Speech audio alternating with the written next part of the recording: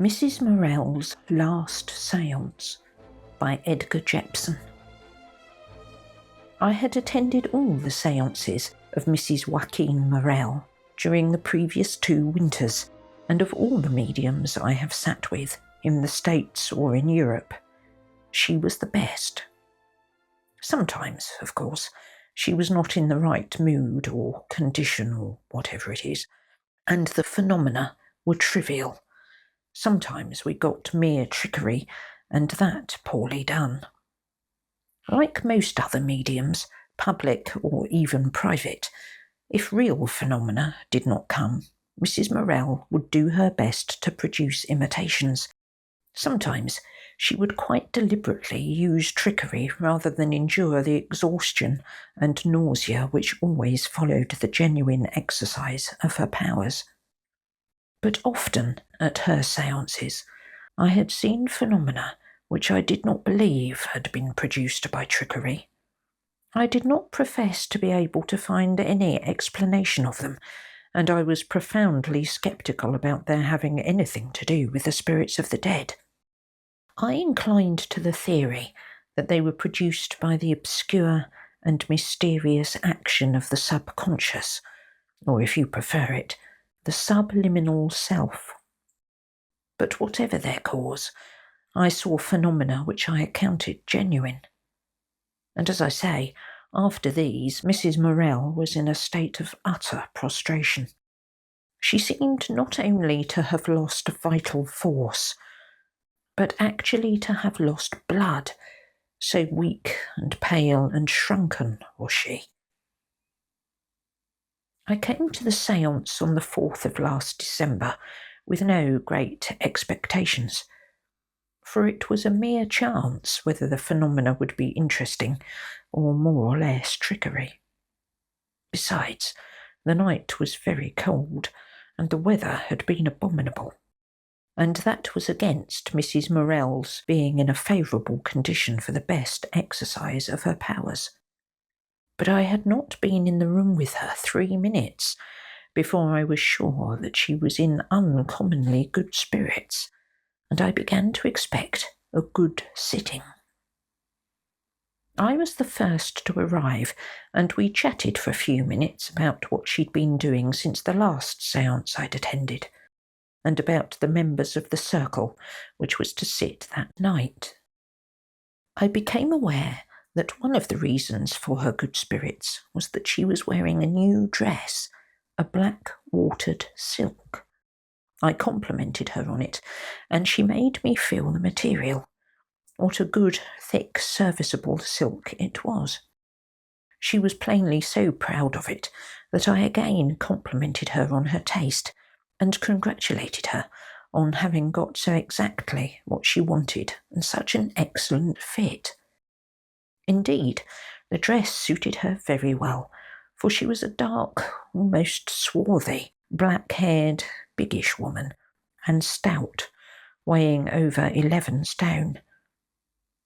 Her rather heavy face lit up and grew quite animated at my compliments.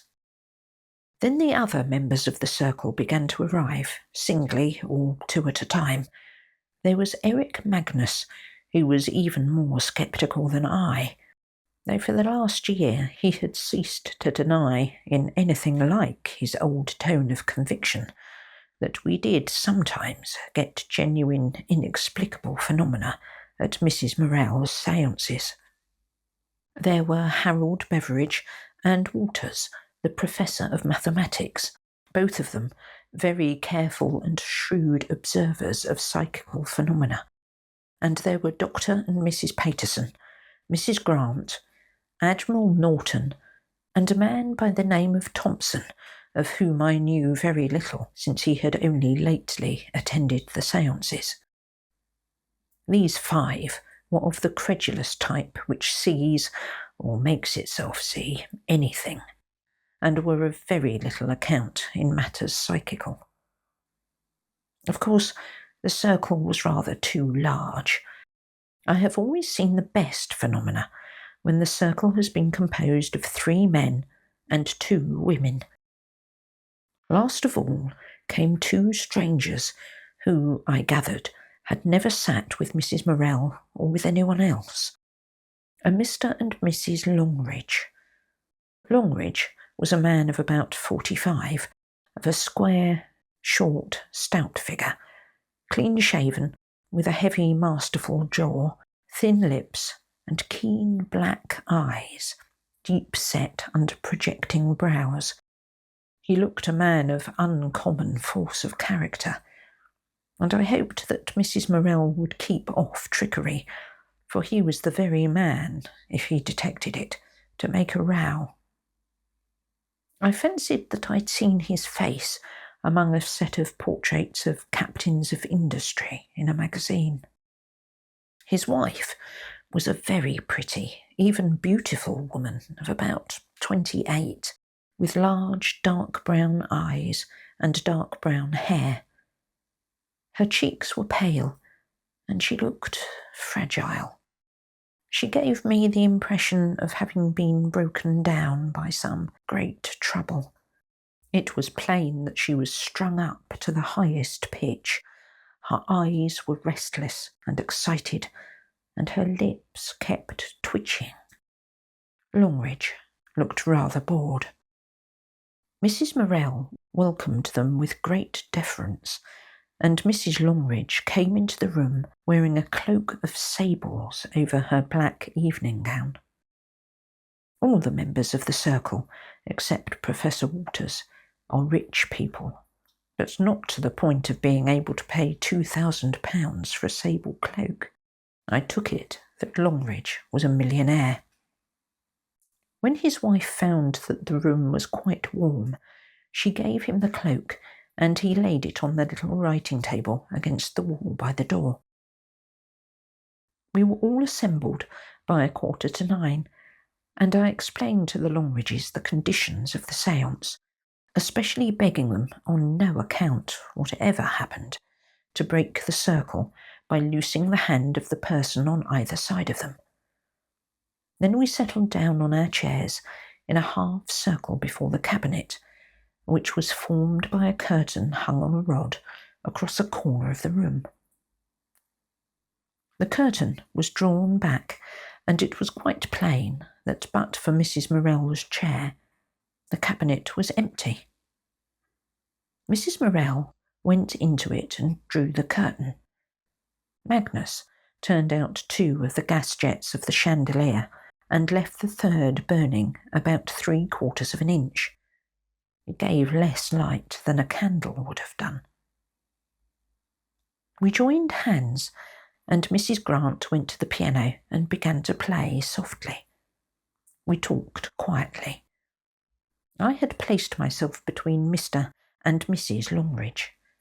Magnus sat on the other side of Longridge, and I realised even more clearly that Mrs Longridge was strung up to a pitch of extraordinary tenseness. She answered my occasional remarks in strained tones, and her hand was rigid and so cold that it kept mine chilled. 2 or 3 times I begged her to let herself relax, but it was no use. Every now and then I felt her quiver. Longridge was relaxed enough. He was leaning back in his chair, his hand warm and limp in mine, and 2 or 3 times I heard him sigh impatiently. It was plain he had only come to please his wife, and expected nothing.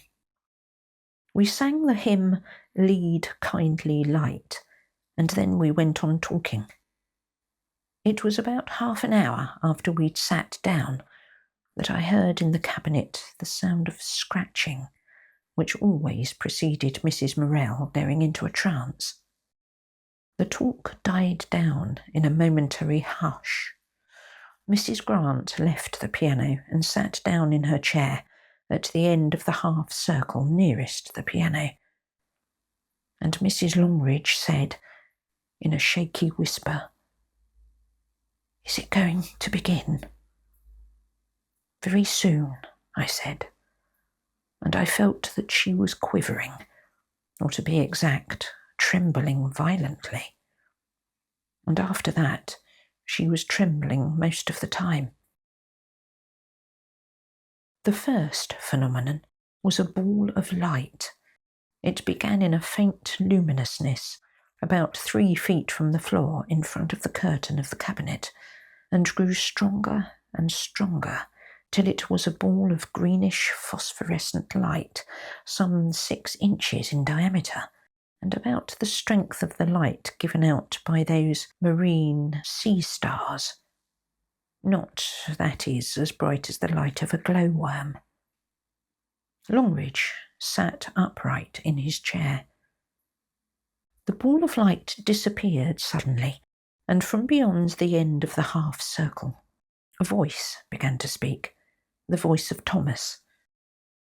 We were familiar with it. Sometimes he would materialise and move about the room, an odd, dwarfish figure, and sometimes we only heard his voice. Mrs. Longridge was still, no longer trembling, but breathing quickly. I knew we were going to have an interesting sitting, but it seemed to me that the atmosphere was different from that of any other sitting at which I'd been present. There was a sense of strain in it, rather oppressive and unnerving. I thought Mrs. Longridge's emotion had infected me. 2 or 3 lights floated across the room and faded. As one of them passed, I caught a glimpse of Thomas's rather impish face, only his face. He talked for a while, the usual aimless, trivial, and rather tiresome talk, chiefly to Admiral Norton, who wanted to know what would be the upshot of a naval scandal that was agitating the public mind. Thomas's views on it were those of a schoolboy of 14. Then he said, "Sister Sylvia is coming." There came from the cabinet the figure of a nun, a familiar figure at Mrs. Morrel's séances. She went by the name of Sister Sylvia. She talked to one and then another of us. There was very little more to her talk than to that of Thomas. Mrs. Longridge was panting softly and holding my hand tighter. Longridge, too, had tightened his grip and was leaning forward. There was a breath of cold air, a very common phenomenon at séance. Then Sister Sylvia said, "There's a little girl here. She wants—" I heard Mrs. Longridge gasp, and without finishing her sentence, Sister Sylvia went back into the cabinet with quite unusual swiftness. It was almost, if one might say so, as if she had been sucked back into it.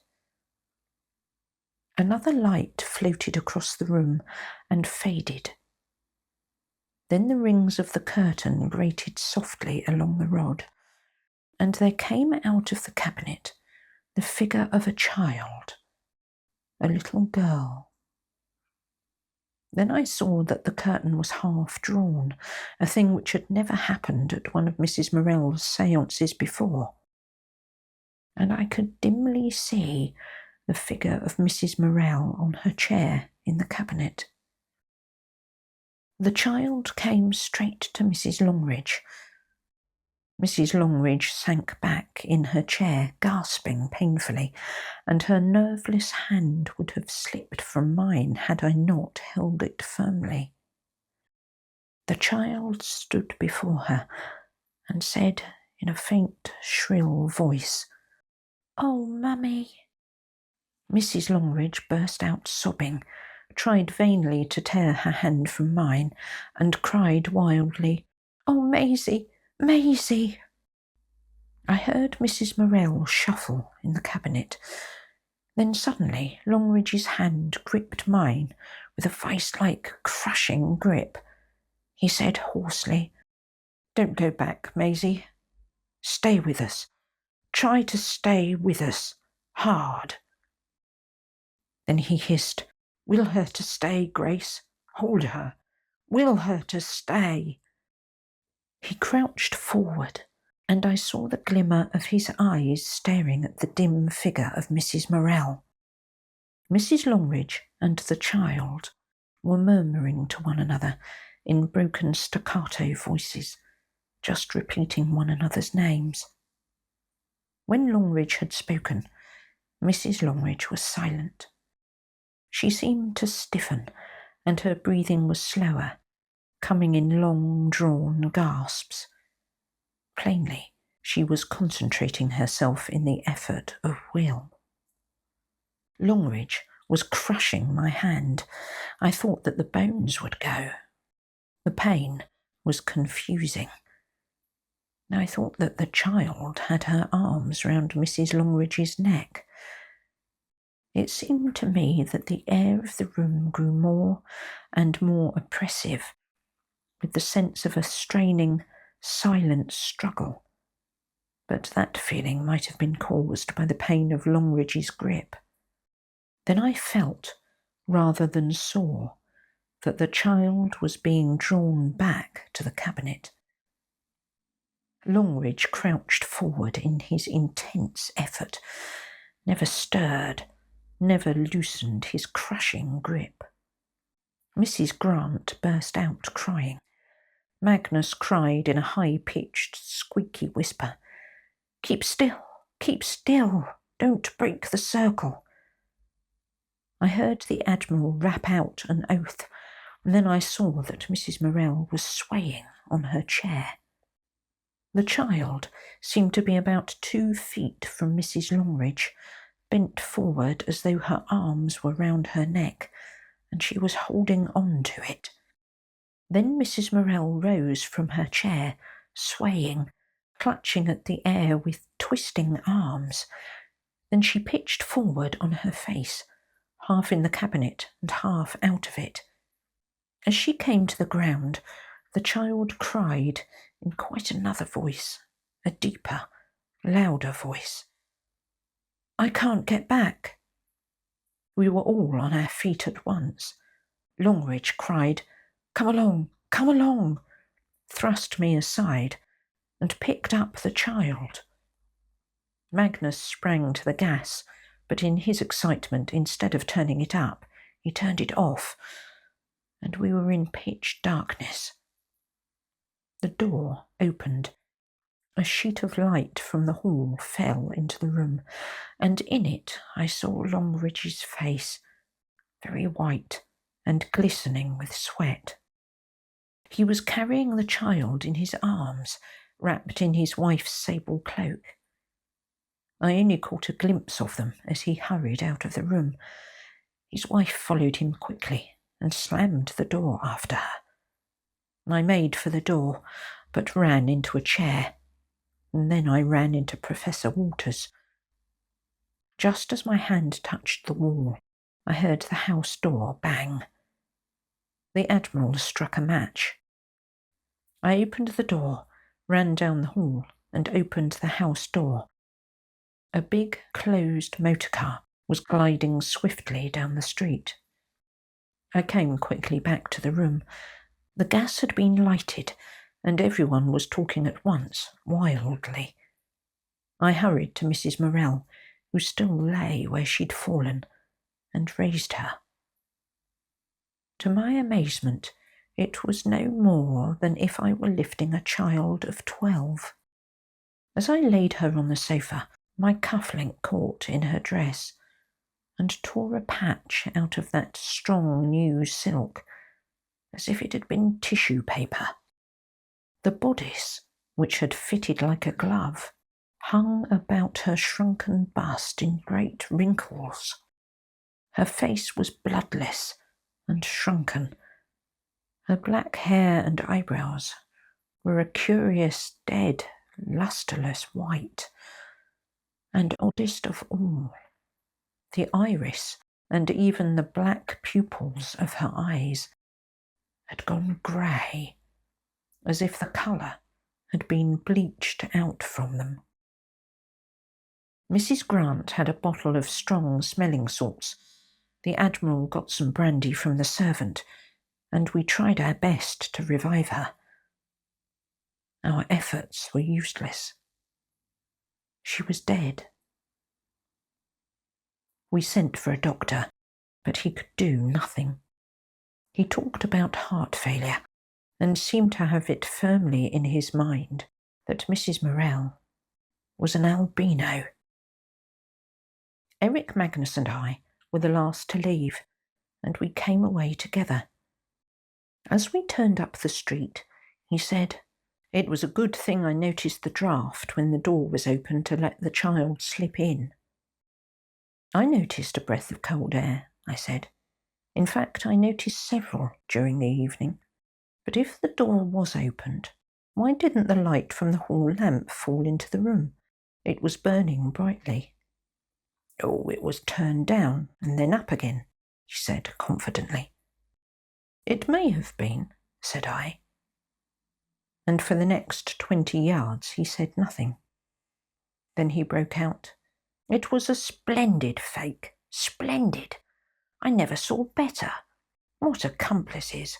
It was first-rate acting, absolutely first-rate." "Yes, acting that turned the lady's hands icy. And accomplices. An accomplice of Mrs Morrel's in a £2,000 sable cloak. That's a bit hard to swallow," I said. "Hired, my dear fellow, hired," he said confidently.